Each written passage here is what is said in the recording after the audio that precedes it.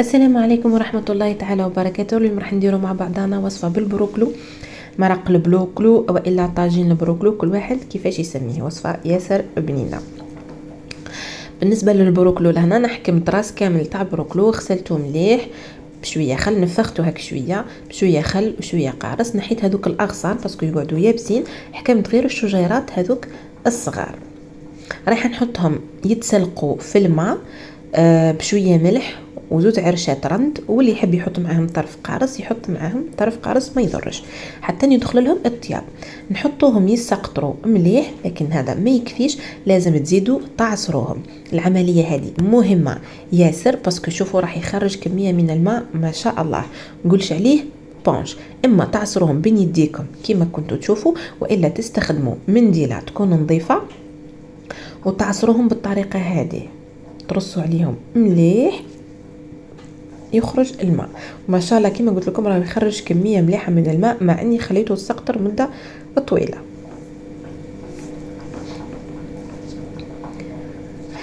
العمليه هذه تخليه بعديك كي تحطوه يطيب ما يتفتتش ليكم، يعني يقعد حاكم لا فورم تاعو. كما تشوفوا نكمل كامل الكميه بنفس الطريقه.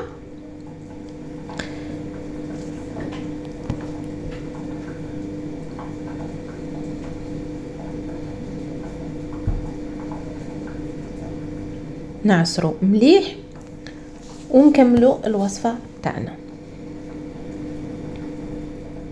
لهنا بعد ما كملت الكميه كامله تاع البروكلو، رايحه نضيف معاه كميه من المعدنوس مقصوص رقيق، كميه من البصل، الكميات هنا حسب الكميه تاع البروكلو وحسب انتي واش حابه، كميه من البصل المفروم وكميه من الدجاج اللي كنت رحيته مع التوابل تاعو اللي هي ملح فلفل كحل كركم تابل وشويه زنجبيل على جال الدجاج. وهنا بالنسبه للفاح كل واحد واش يحب يحط، كاين حتى اللي يستعمل الكمون.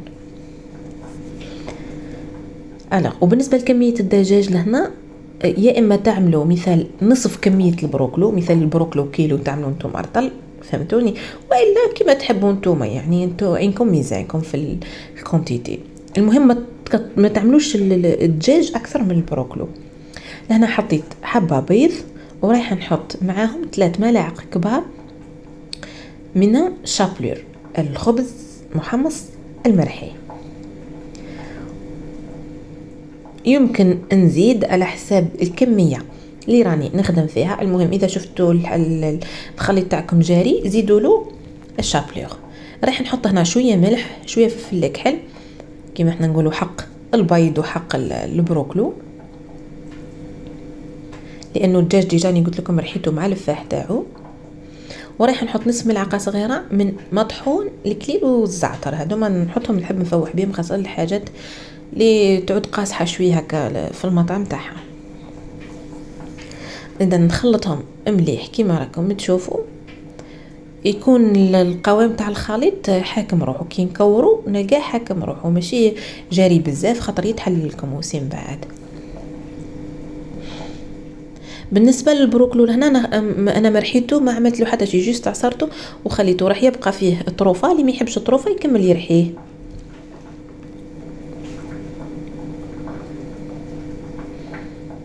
اذا المرحله الثانيه اللي هي نبدا انا نكور في الكرات تاعي كيما راكم تشوفوا. راح نبدا نكور في الكرات تاعي، نعملهم متوسطين، ما هم صغار ما هم كبار. وجبت بلاطو حطيت فيه الفرينه باش نحط الكويرات تاعي الكل مع بعضاهم مره واحده، ومن بعديك نرمدهم في الفرينه مره واحده وسيبش نخدم منظمه، وكل واحد الطريقه يعني اللي تساعده. لان نكورهم كامل بنفس الطريقه، وما شاء الله راس بروكلو يعمل يعني كميه لاباس بها. انا هنا كميه حطيتها في الطنجره طيب، والكميه الاخرى قليتها كليناها يعني هكاك مقليه. اذا كما تشوفوا جوست من بعديك ننفضها هك شوي باش نحي الزائد تاع الفرينه، نحطها في طبق ونخليهم الكل مع بعضاهم باش نتعدى نعمل لاصوص تاعي.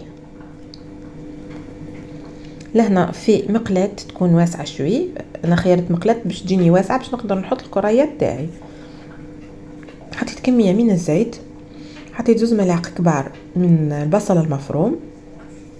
هنا كما قلت لكم الكميات على حسب افراد العائله.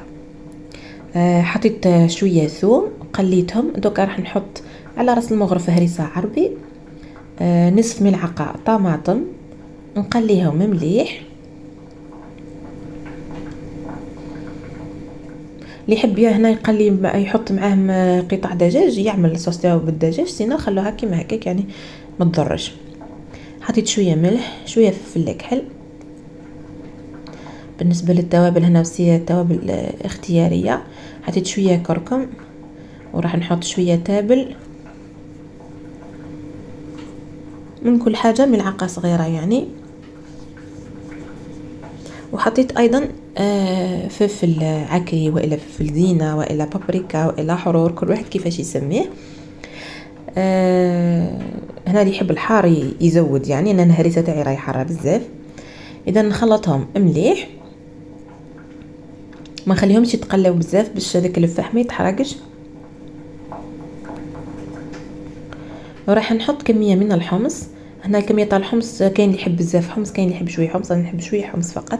الحمص تاعي منفخ وكنت مخبيته في المجمد، دونك راح نخليه يغلي مده طويله. هنا حطيت كميه من الماء، ماء عادي، ومن بعد رايحه نمرق نزيد له كميه من الماء. مرق الدجاج يعني، كانوا عندي كيما حنا نقولوا كركاس تاع الدجاج تاع الصدر، هذاك العظم تاع الصدر. حطيته في شويه ماء مع شويه فاح حتى طاب كيما حنا نقولوا الدجاج هذاك، والمرق تاعو هو اللي راح نمرق به درك.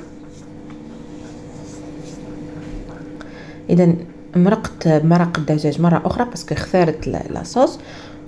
ودركا راح نحط الكويرات تاعي. بالنسبه للمرحله هذه كاين اللي يقليه في الزيت ومن بعد يزيد يحطه في لاصوص. انا خيرت الطريقه هذه. مره اخرى ان شاء الله نعمل لكم طريقتين اخرين مازالوا تاع وصفه البروكلو. يعني البروكلو راه نعرف له 3 طرق، يعني اذا كانت كاينه طريقه اخرى اكثر قولوا لي. اذا راح نحطهم هنا يطيبوا.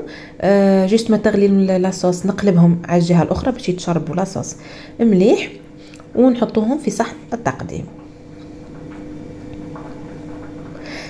هنا فوالا بعد ما طابت لاصوص تاعنا بالكعابر تاع البروكلو،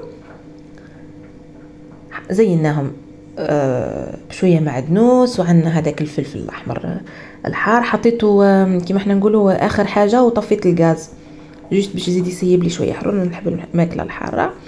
كما راكم تشوفوا طايبه من الداخل، ما بانت بروكلو، ما بانت الدجاج، ما بانت حتى حاجه. يعني تنجموا تعطوها لصغاركم ياكلوها وينتفعوا يعني بالبروكلو بلا ما يحسوا.